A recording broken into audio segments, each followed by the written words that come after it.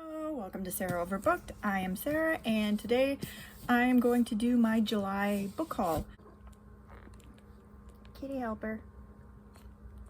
I guess I will start with my aardvark selections. I did not get anything from Book of the Month in the month of July, so we will go ahead and start with aardvark. And the first one I got, she's still helping.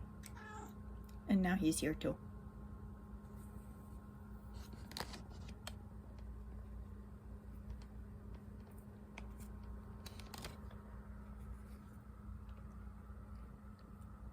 She's helping.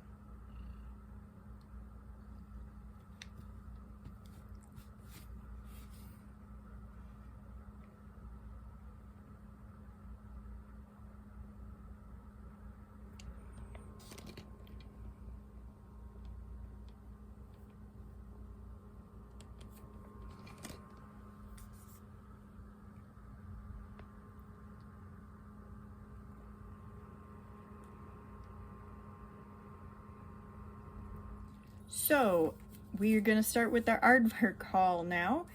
And the first book that I got from them in the month of July is Saltbones by Jennifer Given.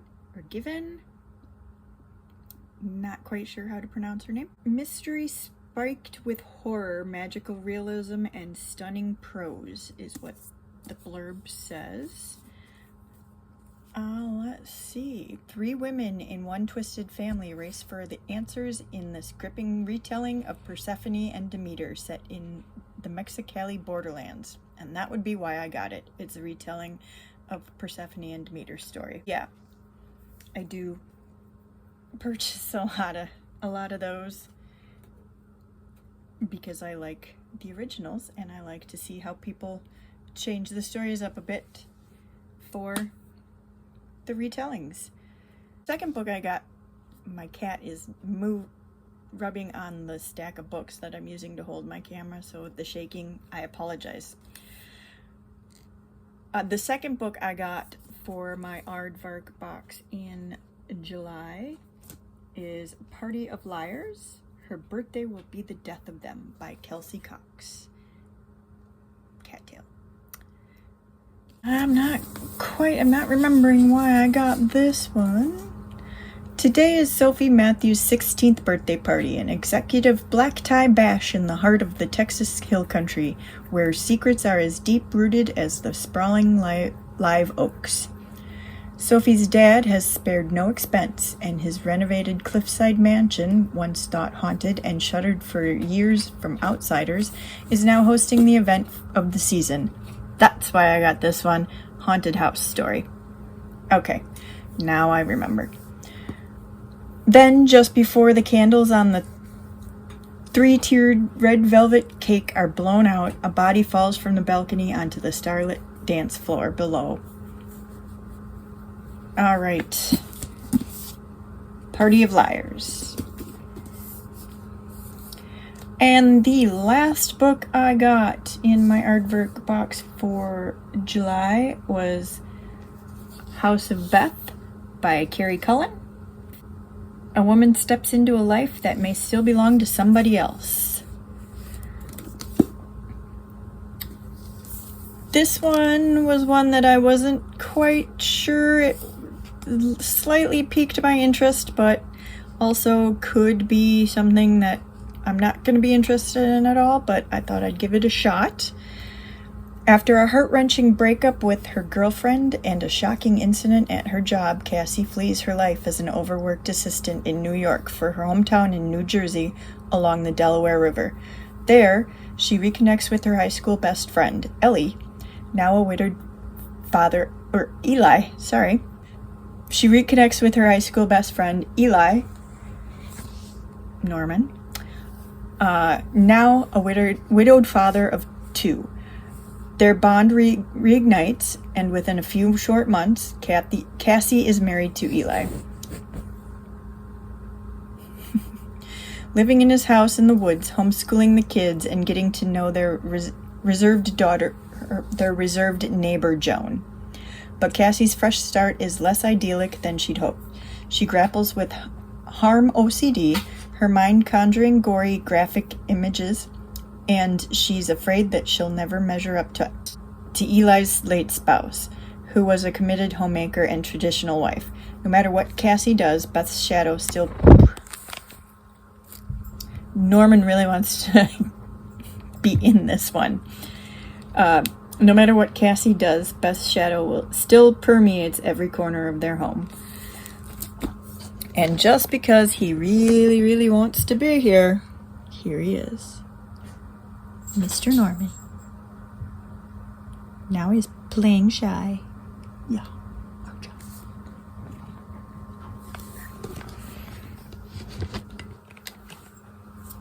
Okay. Those are my 3 aardvark choices for July. I got no book of the month choices for July, but I did go to the bookstore. It was July 20th when I went. Both 2 bookstores one day. I went to Barnes and Noble first, and I got Terry Pratchett's The Color of Magic. I decided I wanted to try my hand at the Discworld series, so I bought the first book in the series. I have read a couple of Discworlds, just picked out here and there, but I'm thinking I want to try the whole series. And if you don't know, welcome to the Discworld, a parallel time and place that sounds very much like our own but looks completely different because it's flat. Circular world that sits on the back of 4 elephants who hurtle through space balanced on a giant star turtle. In this, the maiden voyage through Pratchett's ingeniously twisted alternate dimension, the well-meaning but spectacularly inept wizard Rincewind? Somebody can comment on how badly I pronounce that. Encounters something previously unknown in Discworld. A tourist. Kitty. Two-Flower has arrived to take in the sights. You're not giving people motion sickness. Two-Flower has arrived to take in the sights. Unfortunately, he casts his lot with a most inappropriate tour guide, a decision that could result in his becoming not only Discworld's first visitor, but also quite possibly its last. And of course, he's brought luggage along, a companion with feet and a mind of its own, and teeth. So, The Color of Magic. Ooh, that was a good glare. Sorry about that. And then also at Barnes & Noble, I picked up Stuart Turton's The Devil in the Dark Water. I have his other 2, well, no, I don't have it, but I've read The 7.5 Deaths of Evelyn Hardcastle. I really enjoyed it, and that made me want to read more from him. I have his other book, but I wanted to read The Devil in the Dark Water also, so when I was there, I picked it up. All 3 of these books, all 3 of these books were actually on sale, so that's why I got these 3. And then the last one I got at Barnes & Noble is Marcus Cleaver's We Used to Live Here. I was interested in this when it first came out. Oh! Let's rewind. So The Devil in the Dark Water, a murder on the high seas, a detective duo, a demon who may or may not exist. It's 1634 and Samuel Pepys, the world's greatest detective, is being transported to Amsterdam to be executed for a crime he may or may not have committed. Traveling with him is his loyal bodyguard, Arndt Hayes, who is determined to prove his friend innocent. Among the other guests is Sarah Wessel, a noblewoman with a secret. But no sooner is their ship out to sea than devilry begins to blight the voyage. A strange symbol appears on the sail. A dead leper stalks the decks. Livestock dies in the night. And then the passengers hear a terrible voice whispering to them in the darkness, promising 3 unholy miracles, followed by a slaughter. First, an impossible pursuit. Second, an impossible theft. And third, an impossible murder. Could it be a demon responsible for their misfortunes? Yeah, I'm really looking forward to this. So yeah, that's The Devil in the Dark Water by Stuart Turton. And the third book I got from Barnes & Noble is We Used to Live Here by Marcus Clewer. I was interested in this when I first heard about it, back when it came out. Let's see, there's nothing worse than uninvited guests. As a young queer couple who flip houses, Charlie and Eve can't believe the killer deal they've just gotten on an old property in a picturesque neighborhood. I'm sorry, my cat will not leave the camera alone, so we'll try to just keep him in my lap. While Eve works on the house one day, there's a knock on the door. A man stands there with his family, claiming to have lived here before and asking whether it would be all right if he showed his kids around. People pleaser to a fault, Eve lets them in. As soon as the strangers enter their home, inexplicable things start to happen. The family's youngest child goes missing, and a ghostly presence materializes in the basement. Even weirder, the family can't seem to take the hint that their visit should be over. So those are the 3 books I got from Barnes & Noble. And then on the same day, July 20th, I went to the neighborhood small bookstore that I recently found. And I got, the first thing I got there was Riley Sager's With a Vengeance. I have all of his other books. Most of them, the Book of the Month Club editions, but of course they didn't do this one this year, so I now have to get a different edition. I haven't heard too much about it, but I haven't been seeking it out because I knew I wasn't going to be reading it right away like I did for those last few. This one Train, No Stops, A Deadly Game of Survival and Revenge. I did hear that it's kind of like Murder on the Orient Express, but not as good. But it's kind of hard to beat Agatha Christie's better stories, and that is definitely one of her better ones. In 1942, 6 people destroyed Anna Matheson's family. 12 years later, she's ready for retribution. Under false pretenses, Anna has lured those responsible for her family's downfall onto a luxury train from Philadelphia to Chicago, an overnight journey of 13 hours. Her goal? Confront the people who wronged her, get them to confess their crimes, and deliver them into the hands of the authorities waiting at the end of the line. Justice will at last be served. Hopefully, I like this one. I have not read all the Riley Sagers. I have all the Riley Sagers, but I still have 3 of them, I believe, that I haven't read. 4, if you include this one. Oh, the bookstore is called Epilogue Books in Menominee Falls, Wisconsin.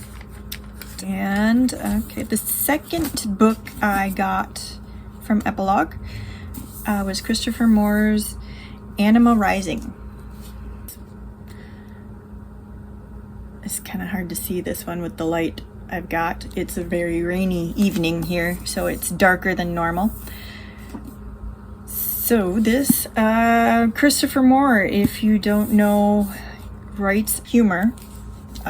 So, as I always say, reader beware. If you don't like his style of humor, you're not going to like any of his books. I have read a vast majority of his books, and I have liked all of them. There hasn't been one that's been lower than a 3-star there.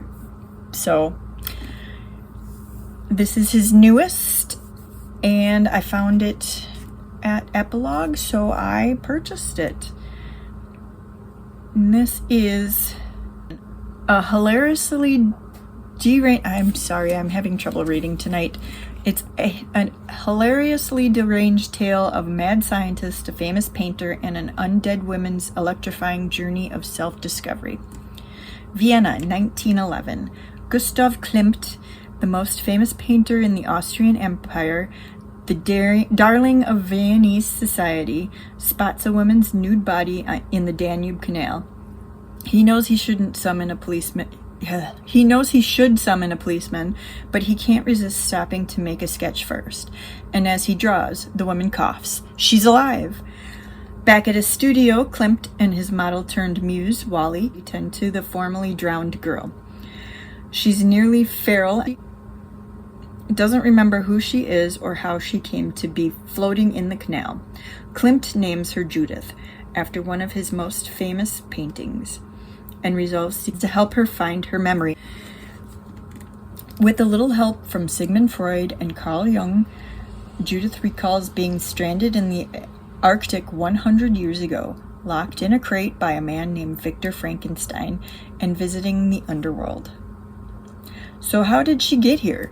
And why are so many people chasing her, including Jeff, the giant croissant-eating demon dog of the north? So, Christopher Moore, he does a lot of original work, and he also does a lot of, he has some Shakespeare retellings and some other works like that too. The last book I got at Epilogue Books, the small independent bookstore. I wanted to buy the same amount of books there that I bought at Barnes & Noble. So I bought 3 at each. And the last book I got there, I decided, since I wanted to read it and I wanted to get it, but it's not on sale anywhere, I would buy it from Epilogue if they had it, and they did have it instead of Barnes & Noble. So I got Dungeon Crawler Carl from Epilogue by Matt Dinimian. I don't know how you actually pronounce that. If you don't know, the apocalypse will be televised. You know what's worse than breaking up with your girlfriend? Being stuck with her prize-winning show cat. And you know what's worse than that? An alien invasion, the destruction of all man-made structures on Earth, and the systematic exploitation of all the survivors for the sadistic intergalactic game show. That's what.